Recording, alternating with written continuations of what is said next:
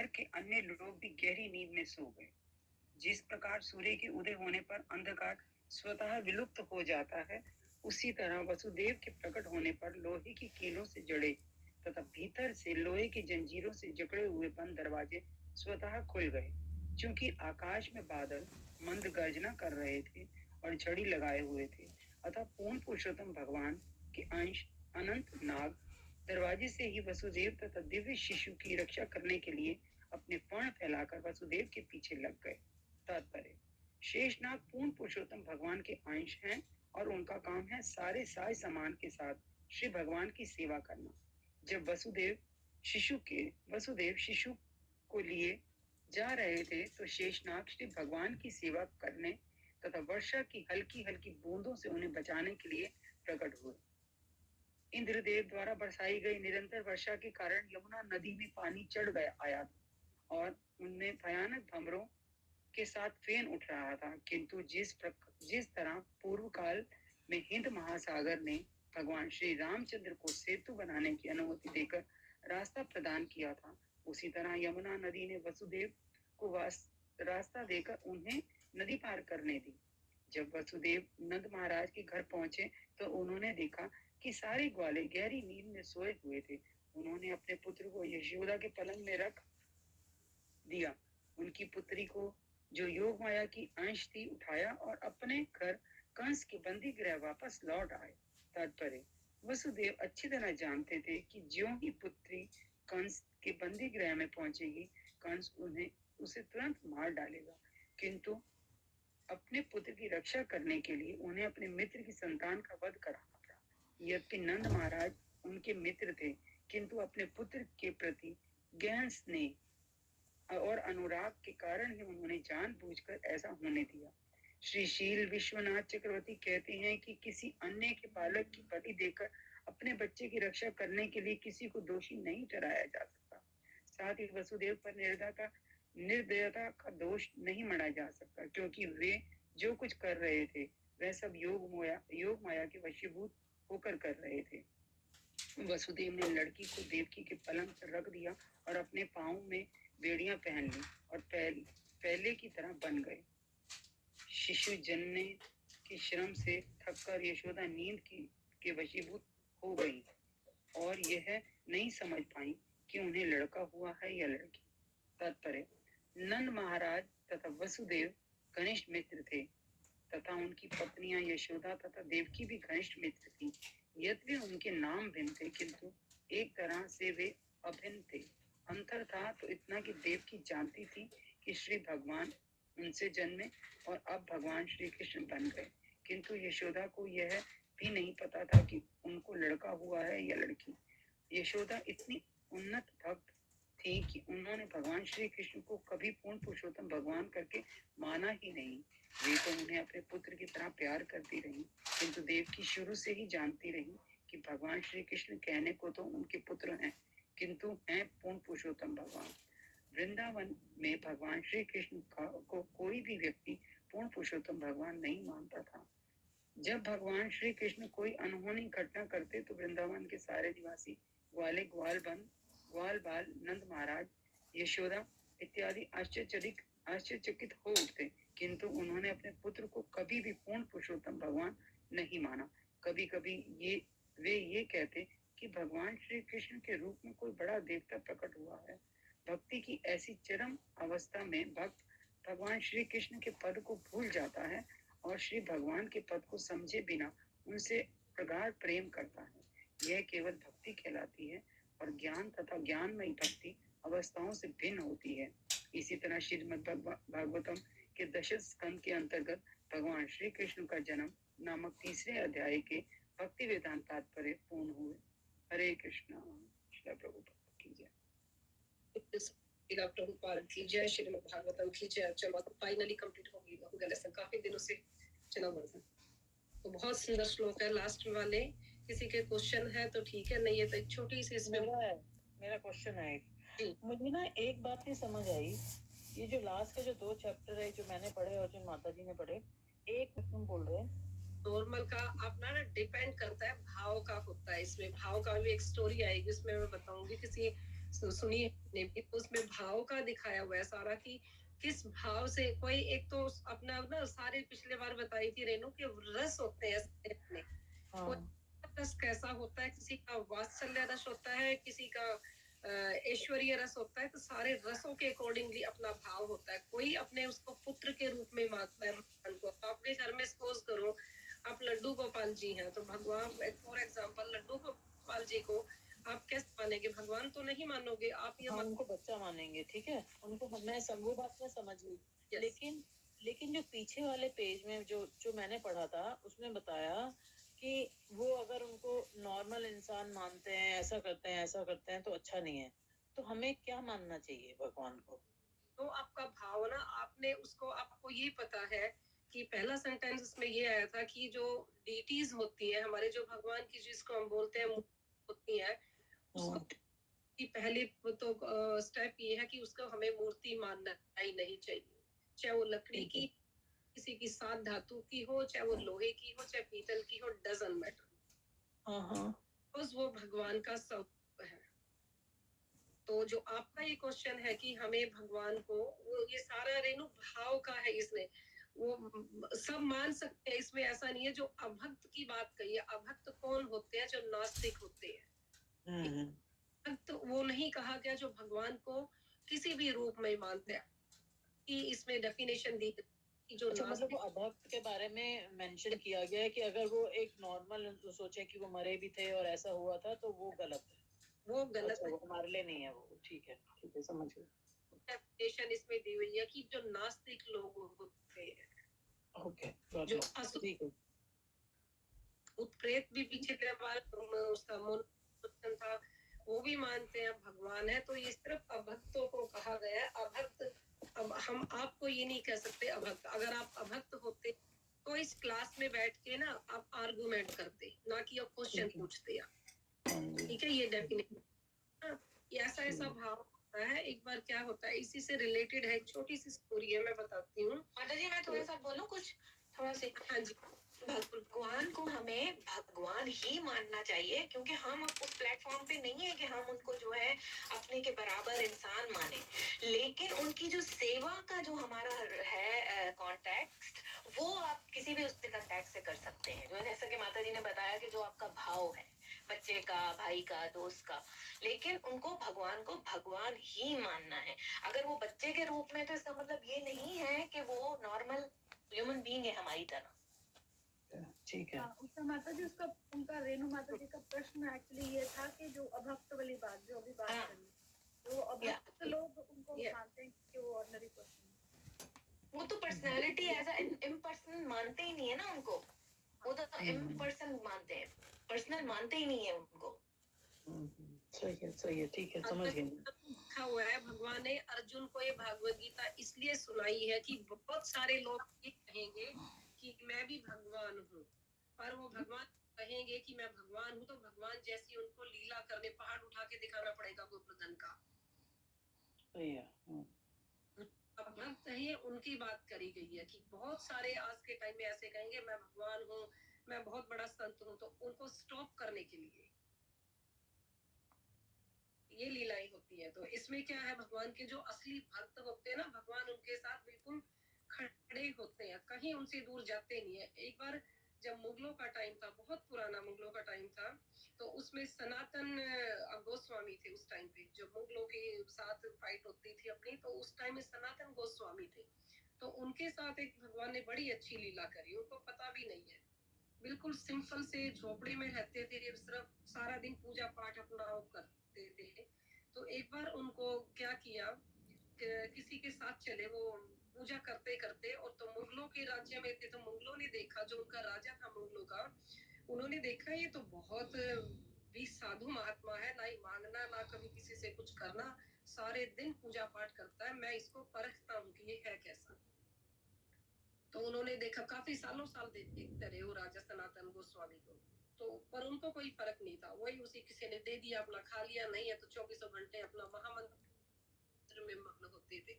एक दिन क्या उन्होंने उनको कहा कि मैं इसको परखने के लिए, उन्होंने पारस पत्थर दे दिया उन्हें, हम तो अभी मणि कहते हैं, उस टाइम पे उन्होंने कहा राजाओं के दिल में इतना वो नहीं था, तो उन्होंने एक पत्थर दे दिया कि आप ही लो पत्थर, मैं आपकी सेवा से बहुत खुश हूँ और आप बहुत पूजा पाठ भक्ति करते हो, हरि नाम का जप करते हो, मैं बहुत खुश हूँ, मैं आपको ये पत्थर देता हूँ, आप अपनी गरीबी को दूर हटाओ। तो उसने ना ही मांगा ना ही और कुछ लिया, वो लेके पत्थर अपना और अपने चला गया। उसको स्पेशली बुलाया था अपने दरबार में मुगलों के राजा ने, तो वो आया, उसके लेके गया, उनको प्रणाम किया, बिकॉज ना तो वो खुश था और ना ही वो नाराज था। उन्होंने कहा किसी ने दिया है, चलो मेरे नहीं है तो भगवान और किसी के काम आएगा। लेके और अपनी झोपड़ी में जाके बैठ के और एक कोने में रख दिया वो पत्थर।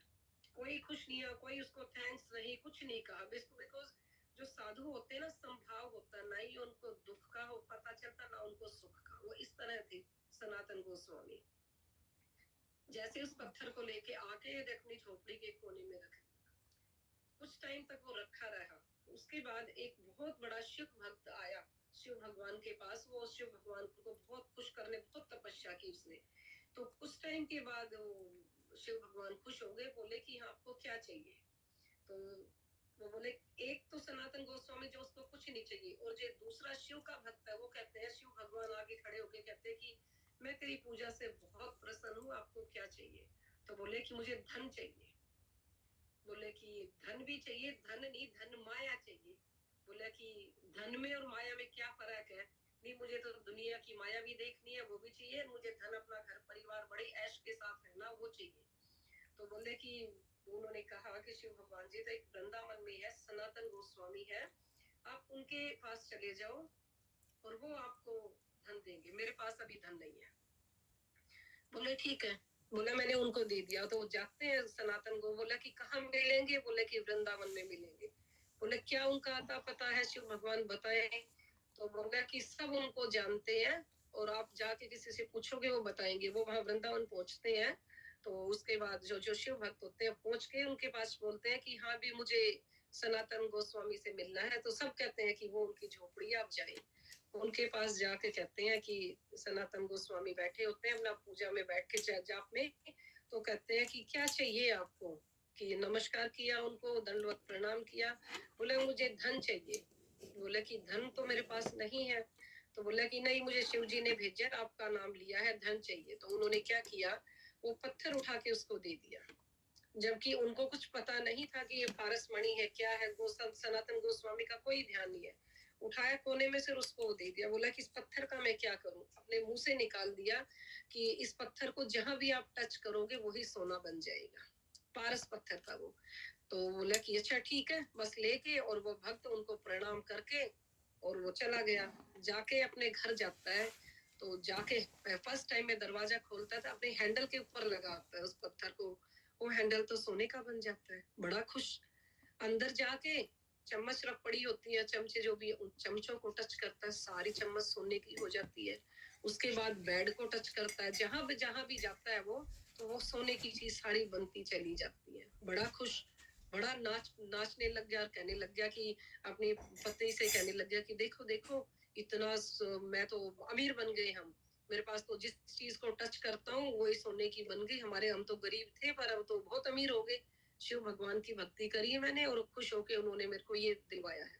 तो उनकी वाइफ बड़ी स्मार्ट थी, वो भी भक्त थी। उन्होंने क्या कहा कि आपने उसने सनातन गोस्वामी ने आपको एक पत्थर दिया है, तो ये तो चलो सोना है, बड़ी अनमोल चीज दी है, पर इसने उन्होंने इसलिए दिया है कि उनके पास इससे भी अच्छी कोई चीज है और बढ़िया अनमोल रत्न होगा, तो इसलिए उनको आपको छोटा सा करके आपको दे दिया, ये आप इसी में खुश होंगे। तो बोले कि नहीं आप दोबारा जाओ और वृंदावन और उससे सनातन गोस्वामी से पूछो कि आपके पास इससे भी अच्छी कोई चीज है। तो उन्होंने कहा हाँ मेरे पास इससे भी अच्छी चीज है। तो बोला कि इससे अच्छा धन और क्या होगा। जो बोला कि नहीं मेरे पास प्रेम धन है। धन दो प्रकार के होते हैं, एक तो जो मैंने आपको दिया है, ये इस धन का नाम है दुख धन। इसमें दुख ही दुख है। इस धन में खूब पैसा होगा और आप गाड़ियों में घूमोगे, नहाओ धोगे, आराम से ऐश करोगे, सोने की चैन पहनोगे, शोक होएगा दुनिया भर में। आप लोग कहेंगे ओ ये तो बड़ा अमीर आदमी है, आपको प्राउड हो जाएगा। तो इसमें दुख ही दुख है। और दूसरा है जो प्रेम धन है। तो बोला कि वो क्या होता है। तो बोला कि नहीं मुझे ये आप पारस मणि वापस ले लो, पारस जो पत्थर है और मुझे आप वो सुख धन चाहिए, मुझे प्रेम धन चाहिए। तो बोली ठीक है प्रेम धन चाहिए तो इसको यहाँ आपने ना यमुना नदी में जाके इसको फेंक के आना पड़ेगा। वो आते हैं और उसको कहते हैं वैसे ही जैसे वो कहते हैं कि इसको फेंक दो यमुना नदी में, वो जाता है यमुना नदी में फेंक के आ जाता है कि फेंक दिया मैंने। फिर बोले कि आप जाओ आप नहा के आओ, तो बोला कि ठीक है, वो नहा के आ जाता है। फिर बोले कि आपकी दाढ़ी है आप सेविंग बना के आओ, सेविंग बना के आ जाते हैं। आके आराम से कह रहे हैं बिल्कुल रिलैक्स होके बैठो, रिलैक्स होके बैठ के और फिर कहता है कि मेरे पास अपना कान में मंत्र देते हैं। जैसे वो उन्होंने कान कहा कि अपने भी कान मेरे पास लेके आओ, उन्होंने कान में बड़े जोर से कहा कि हरे कृष्णा कृष्णा कृष्णा हरे हरे, हरे राम राम राम हरे हरे। लेकिन ये प्रेम धन है, जितना आप इसको रटोगे उतना ये तो धन पारस पत्थर है। और ये जो मैंने जो धन दिया है आप, ये असली प्रेम धन है। इसका जितना भी आप रटोगे भगवान से आपको प्रेम होगा और सीधे आपकी कोई इच्छा नहीं होएगी। सारी जो मटेरियल चीजें जो दुख का कारण है वो सारा मिट जाएगा। आज से आप जो मैंने दिया है उसका ये करो, तो उसके बाद वो ही रटना शुरू हो गया। सेम प्रभुपाद जी ने, चैतन्य महाप्रभु जी ने हमें ये महामंत्र दिया है। सेम ही अभी भगवान जो कृष्ण कहते हैं कि हमें इतने रूपों में, उन्होंने अवतारों में इतने अंशों में प्रकट हुए हैं, तो सिर्फ इसीलिए जो अभी भी पहले बताई थी कि अपने इसी धन से जो चेतो दर्पण मार्जनम, इसी श्लोक को लेके और हम अपनी जिंदगी पार उतार सकते हैं। जितना भी आप इसको रटोगे, जितना भी वो इस महामंत्र को जिन्होंने रटा है, वो हमेशा प्रेम धन मिला है। और मटेरियल चीजों से उनकी जो सेंसेस होती हैं उनसे उन्होंने मुक्ति पाई है और सीधे वो थाम गई है। जैसे सनातन गोस्वामी है, हमारे प्रभुपाद जी हैं, भक्ति विनोद ठाकुर है, सो मैनी हमारे 6 गोस्वामी है, गुरु परंपरा के जितने भी हैं। तो ये हमारा प्रेम धन है जो अभी हमने इसमें लिया भागवतम का या भागवत गीता का। तो हमें प्रेम धन लेना है, हमें दुख का धन लेने का इतना ही धन लो जितना कि हम सेवा करें और आराम से हम रह सकते हैं। पर जब लगे हमारी बहुत ज्यादा पैसा हो गया, हमारा माइंड थोड़ा सा हवा में उड़ने लग गया, तो हमें प्रेम धन की ओर आ जाना चाहिए, उस धन की ओर हमें नहीं जाना चाहिए। यही है इन सारे शास्त्रों का निचोड़। तो ये बहुत सुंदर स्टोरी थी, मैंने तो बहुत अच्छी लगी। मुझे तो दिमाग में भी आया कि हमें करना चाहिए। तो इससे रिलेटेड कोई किसी के क्वेश्चन है तो प्लीज आप बताइए। माता जी आप पहले भी यही स्टोरी सुनाने के लिए कह रहे थे अभी?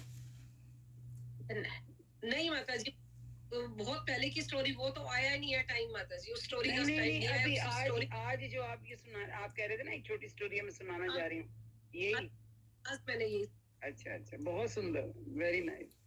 तो माता जी इसमें सिर्फ यही एक है कि पूरा शिष्टाष्टकम है, चेतो दर्पण मार्जनम बहुभाग? अलग चेतो दर्पण मार्जन शिक्षाष्टकम का तो पूरा का पूरा माता जी 8 दिन क्लास, एक क्लास लेंगे ना तो उसमें चलेगी। पर आज के जो क्लास है कि अपना हमें क्लीन करना चाहिए और भाव से चेतो दर्पण मार्जनम वो वाला जी, इसमें तो दिल को हमें क्लीन करना है और अभक्तों का हमें संग नहीं करना। अब जन्माष्टमी जो भी आएगी ना, जन्माष्टमी पे कई लोग क्या कहते हैं कि आज तो कई हमसे भी कहते हैं, जो ग्रुप में भी आते थे, अभी तो शायद नहीं आ पाते, उन्होंने बड़ी जिद करी हमारे सामने कि क्या जन्माष्टमी है, जन्माष्टमी का तो, और इनिशिएट डिवोटी है, हो सकता है माइंड होगा कि क्या जन्माष्टमी है, ये तो जन्मदिन होता है, हमारे फादर का जन्मदिन होता है तो हमें खूब खाना चाहिए, ये खाना चाहिए। खाना ही सब कुछ नहीं है। वो कहते एक अगर जो एक दिन आप फास्ट करोगे ना, कितने कर्म जो बैड कर्मा है ना वो आपके नष्ट हो जाएंगे। एक दिन जन्माष्टमी वाले दिन भगवान को आप झूला झुलाओगे ना तो आपके कितने बैड कर्मा चले जाएंगे धीरे धीरे करके। एक दिन आप भगवान को अन्न नहीं खाओगे, भगवान के कि आज मैंने अन्न नहीं खाना, आप इस दुनिया में प्रकट हुए हैं भगवान, तो उस दिन वो कहते हैं कितने जन्मों तक का आपका जो पाप दूर चला जाएगा। एक व्रत कम से कम, और उस दिन जितनी भी हो ना, आपने भागवतम या तो 12 बजे से पहले पढ़ना, भागवतम रात में पढ़ के सोना। आपने कम से कम कुछ ना कुछ, जैसे आज तो 2-4 श्लोक कर दिए, कम से कम 10 या 11 अपना माइंड में रखो कि इतना हमने आज रीड करना ही है। निश्चय के साथ आप भी अपना निश्चय करो कि हमने इतना रीड करना ही है। तो क्या माता जी उस दिन हम लोग भागवत पढ़ भी सकते हैं सब जने? भागवत जब सबकी व्रत होगा, अगर मतलब जो भी रखे तो क्या हम ऑनलाइन जैसे अभी बैठे हैं ऐसे हम भागवतम पढ़ भी सकते हैं? आई थिंक उस दिन बिजी भी होगा माता जी, सब सेवा में लगे होंगे मंदिर में। हाँ मेरे को मुझे लग रहा है क्लास भी नहीं हो पाएगी शायद। हाँ, नहीं पर देखो क्लास ट्राई पूरी करेंगे। नहीं माता, ये क्लास जरूर लीजिएगा, थोड़ा चाहे पढ़े पढ़े तो सही, वैसे भी चाहे हम 10 मिनट करें, हाँ हमें माता जी नहीं छोड़ना चाहिए। चाहे 10 मिनट की क्लास करें, एक बार सबको अपनी ब्लेसिंग देंगे और ब्लेसिंग देंगे भी। 10 माता जी मिनट की आप निर्जला रखते हैं अपना? माता जी कोशिश तो यही होती है। और कोई कई बार ना, कल कोई क्लास सुन रही थी, उसमें भी डाउट यही निकला है कि जो हम निर्जला रखना चाहिए, पर जो नहीं रख सकते उनका तो कुछ है नहीं, पर जहाँ जहाँ कर सकते हैं हमें निर्जला रखना चाहिए। और अन्न जो 12 बजे के बाद कई लोग खा लेते, नहीं रुका जाता, हेल्थ ठीक नहीं है तो खा सकते हैं, पर अपना एक दिन में अगर ना भी खाएंगे, नहीं खाना चाहिए। अपना फ्रूट्स वगैरह का प्रसाद लेना चाहिए, बिकॉज अगले दिन प्रभुपाद अपीरियंस भी होता है। उस दिन का इतना बड़ा होता है, किसी का भी जो होते हैं आचार्यों के जो अपीरियंस होते हैं, उसमें हम ग्रेन नहीं खाते, एटलीस्ट आफ्टरनून तक नहीं खाते। उनकी पूजा करने के बाद में खाते हैं, पर फोर्स नहीं है। जो जितना कर सकते हैं, तो एक तरह से फास्ट होता है। जो करोगे, जितना करोगे, उतना ही आपके जो बैड कर्मा है ना, वो नष्ट होते चले जाएंगे। यही टाइम है बस। हरी बोल, ठीक है माता। उसके बाद टाइम हुआ ना, मेरे को कुछ पॉइंट्स लिखे हुए हैं मैंने, तो वो मैं आपको थोड़ा सा बता दूंगी कि इस दिन ये करना चाहिए। जैसे भागवतम रीड करना चाहिए, फास्ट करना चाहिए, हमें चैंटिंग भी एक्स्ट्रा करनी चाहिए। सेवा का भाव, ऐसा भाव से सेवा करनी चाहिए कि बस भगवान के सिवाय कुछ भी नहीं है। बॉडी थोड़ी सी टायर्ड भी होती है, डजंट मैटर। एक दिन पहले आप रेस्ट कर सकते, एक दिन के बाद में आप रेस्ट कर सकते, पर जितना फिजिकली और मेंटली भगवान को दे सकते हैं, उतना हमें उनकी सेवा करनी चाहिए। ये टाइम हमें छोड़ना नहीं चाहिए, बिल्कुल पास में है, ज्यादा दूर नहीं है जन्माष्टमी। तो जितने भी आविर्भाव होते हैं, जिनके अपने भक्तों के होते हैं जो भी, तो हमें बड़े धूमधाम से मनाना चाहिए। बिकॉज हम ये देखते हैं कि वो देख नहीं रहे, वो सब कुछ देख रहे हैं। और प्रभुपाद जी और कई लोग तो इस दुनिया से चले जाते हैं, गोलोक धाम चले गए, वो खुद भगवान से कहते हैं हमें ये सेवा दो, हम नीचे फिर आना चाहते हैं। कई कहते हैं कि हमारी प्रभुपाद जी को भी कह देते हैं कि प्रभुपाद जी भी तो इतने बड़े भक्त हैं, क्यों नीचे आए। सिर्फ वो भगवान से रिक्वेस्ट की थी कि मैं भक्तों को बनाऊंगा जाके, मैं आपके जो ग्रंथों को लिख के और मैं प्रचार करूंगा। इसलिए भगवान ने उनको भेजा। भक्ति विनोद ठाकुर है, उनको भी भेजा, सरस्वती ठाकुर है, सबको इसलिए भेजा है कि वो भक्त बनाए और इस दुनिया का उद्धार करे। भगवान इतने काइंड है, इतने दयालु। हरे कृष्ण माता जी। जी माता जी, हरे कृष्ण। आई थिंक हमारी बात जब 2 या 3 क्लास पहले हुई थी माता जी, आप वो बाके बिहारी के बारे में आप बताने वाले थे कि जैसे वो एक ही डीटी है मगर उनमें दोनों ही रूप है, राधा और कृष्णा का माता जी। तो उसके आपने कहा था कि कुछ स्टोरी है, तो मैं आज टाइम हो तो आज सुना दीजिए, वरना नेक्स्ट क्लास में सुना दीजिए माता। अभी 5 मिनट रह गए, फिर लेट हो जाएंगे उसमें ना। हाँ ढंग से अगले बार स्टोरी सुना, अगले बार ले लेती हूँ। हाँ माता जी। और दूसरी बात माता जी, जन्माष्टमी का कैसे है माता जी? हमारे ग्रुप के वॉलंटियर्स बनने वाले हैं माता जी, लास्ट ईयर जैसे बने थे। हाँ वैसे ही है, तो आना किस किस ने है प्लीज। अब की बार थोड़ा सा अपडेट ये हुआ है भी, आई कार्ड बनेंगे सबके और फोटो चाहिए मुझे। तो अगर आप आ सकते हैं एवर टेम्पल में संडे को, तो मुझे आई कार्ड बनवा के सबको देने पड़ेंगे, ताकि कई लोग एटलीस्ट 20,000 बंदा होता है, तो पता चल जाए कि ये वॉलंटियर है, इसके पास प्रॉपर आई कार्ड है। हाँ माता जी, वो तो हुआ, लेकिन हमारा कोई जैसे कि अपना जो ग्रुप है अपना सैटरडे भागवतम का, are we doing any specific seva, या फिर वो लोग जिसमें लगाएंगे उसी में चले जाएंगे हम माता जी? वो लोग नहीं लगाएंगे माता जी, ये मेरे पास है, मैंने भेजना होगा किस किस ने। ठीक है माता जी, तो फिर कल आई कार्ड बन जाएगा। तो अब जैसे रेनू है, रीना है, आई थिंक सो आप यहाँ पे हैं, तो इनको जैसे गिफ्ट शॉप में दिया गया था। आप दोनों ठीक है, Renu and Reena gift shop में? माता जी मेरा जो है ना, मैं इस बार शायद कृष्ण जन्माष्टमी में यहाँ पर नहीं आऊंगी। ओके, मैं ऑटवा वाले में मंदिर में जाके मनाऊंगी इस बार। क्या बात है। वाह वाह वाह वाह। माता जी मैं गिफ्ट शॉप में हूँ, मुझे दे दीजिए गिफ्ट शॉप में, मैं हमेशा उधर ही होती हूँ, लेकिन अगर ऑफिशियली देना है तो दे दीजिए। रहूंगी माता जी। अच्छा, रीना है और उषा तो आपका ना फिर बात में बग नहीं करूंगी। आप है, उषा है और एक नेहा है और माता जी है, 2 और हैं। तो ये प्लीज आप सुमति माता जी के पास दोनों चले जाएं, ठीक है? और बता देना कि वहां भेजा, नंदीमुखी ने भेजा, तो वहां वो टीम रेडी है। और जो है, जो अपना भागवतम ग्रुप है, जो आना चाहते हैं, प्लीज आप मुझे एक बार थोड़ा सा लिख के भेज दें कि हम करना चाहते हैं। तो हमें ना उसमें प्रसादम में जरूरत पड़ेगी, जितने भी डेट कौन सी है डेट? हाँ माता जी, सैटरडे है ना? सैटरडे है उस दिन, 16 है। 16 अगस्त। अगस्त। हाँ।